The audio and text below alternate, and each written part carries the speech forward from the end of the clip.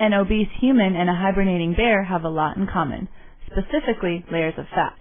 But along with obese humans, hibernating bears don't get life-threatening illnesses like diabetes and coronary disease. Researchers at the Washington State University Bear Center are trying to figure out just why that is. The amazing thing about that is, if you or I were 40% body fat, and we laid around on the couch for 6 months, we wouldn't survive, right? We'd have heart failure, we'd have muscle wasting, we'd have bones that become brittle. None of these things happen in bears.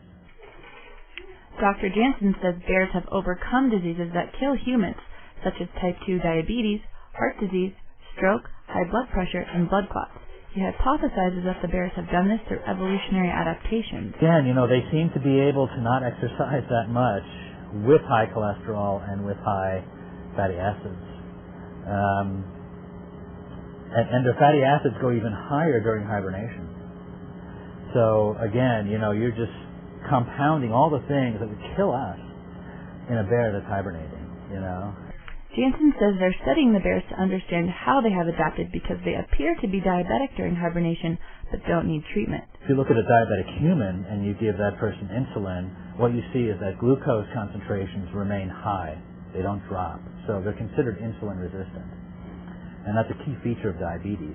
Now what we see in the bears is something similar. This winter, as the bears sleep, researchers will be doing insulin studies as well as dietary studies to see what types of food affect their heart.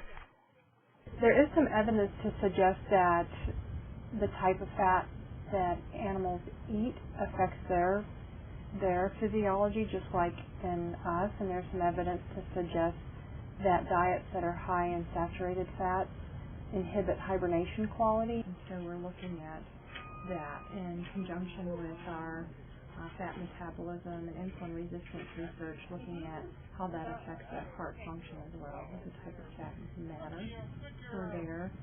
And our preliminary results from this fall would suggest that it does. The team says bear and human physiology is similar, and this research can help understand and possibly defeat obesity-related diseases in humans. From Rural News, I'm Annalisa Blevin.